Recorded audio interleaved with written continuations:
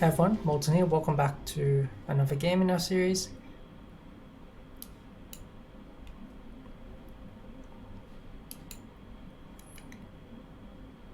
And our opponent's gone for a very passive system.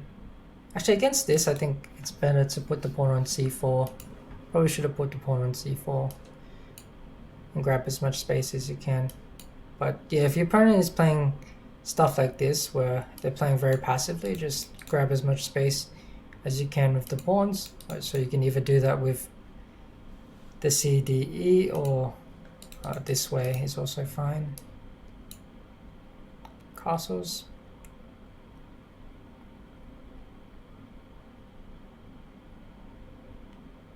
And from here we can try to generate some attacking chances. So what do we have here? We have F5. F5 looks like a decent move. Let's go F5. Takes.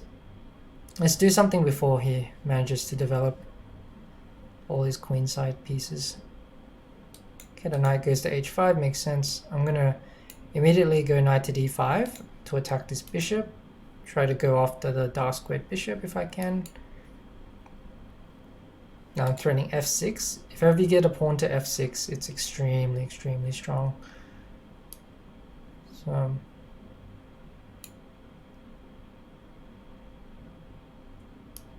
play c3 because most likely he's going to play knight c6 anyway. Or c6. Okay, I'm going to take that bishop.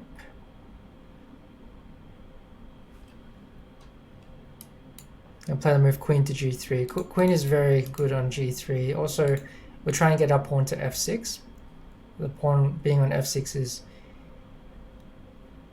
worth a lot when you're trying to attack, and it's very useful in endgames in general. So here we can play the move bishop to f4 after h6. So my threat before was to go bishop to g5, but here I have the bishop pair, I have a strong f pawn, and he can't actually defend the d6 pawns so easily. I can play rook d8. Makes sense. I will play the move rook to e1. Now I don't think he can take on f5 because I have a lot of tactics involving bishop takes h6. So he does this move. Now why can't I just take that?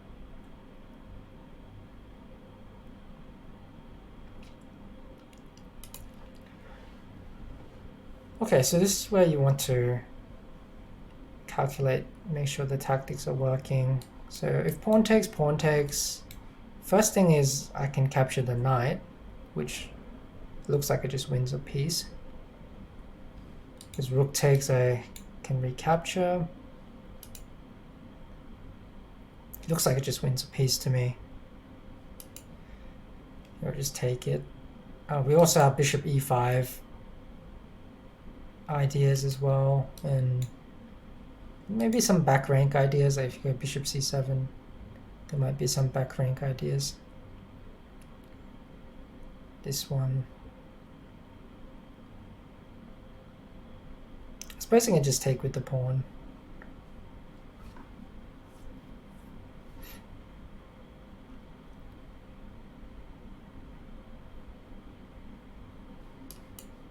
I'll take it the bishop just so he can't take on f5. Yeah, he can't develop a single piece here.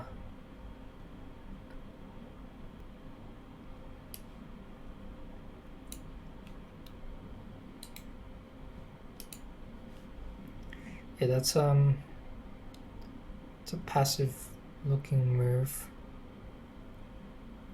Oh, there's an interesting tactic I see here. Let me play rook e6.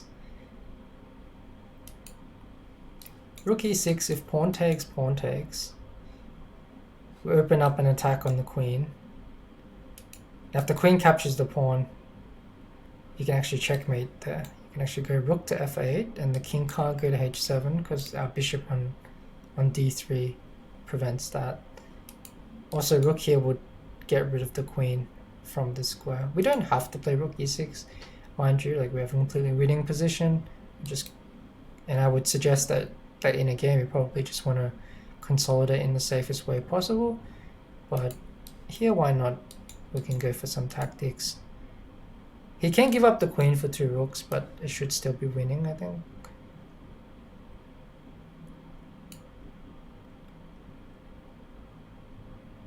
Okay, so queen takes, we are mate. Queen takes rook, we take back.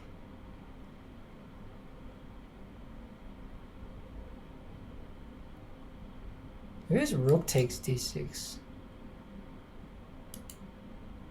I didn't actually look at rook takes d6. Rook takes d6. We take the queen. He takes the bishop. That was actually probably not bad for him, that move, but this one should be completely winning there.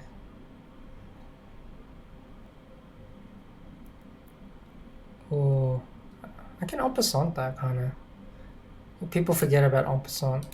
And my bishop's defended by the queen. Yeah, it's a free rook.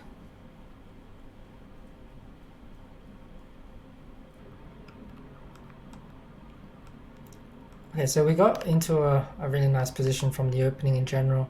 You can also play c4 in this position. So your opponent's going for some sort of hippo setup. You just grab as much space as you possibly can. Try to lock out those bishops when they eventually do fianchetto to these diagonals. You want to make sure that, yeah, you have as much space as possible, so then you can blockade and keep these bishops out of the game. The worst case scenario, I think, is that both bishops get free reign over the position.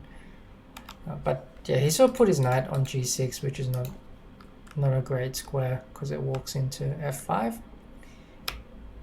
And here we're trying to go for an immediate attack, so that's why we went knight to d5 to chase after his dark squared bishop and try to play f6 before he's able to, start reinforcing his position with his queenside pieces. So that's why we were being as aggressive as we possibly could. And once these dark squared bishops get off the board, it's very, very pleasant for white. See, that bishop is going to come out to g5 to f4. There's even another idea here I was contemplating, and that was the move pawn to h4. And the idea was that if he takes here on d4, I was going to play the move bishop to g5 and actually trap the queen this way, because now if he takes, you take back with the pawn, and the queen's trapped because it has no squares on the e file to go to. But pawn takes c5 is probably the easier move to make.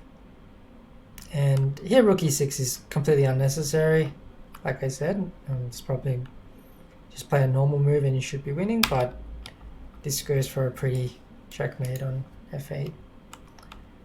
But yeah, my opponent saw that, so we didn't end up getting it. So I hope you enjoyed this quick game. Thanks for watching, guys, and I will catch you all on the next one.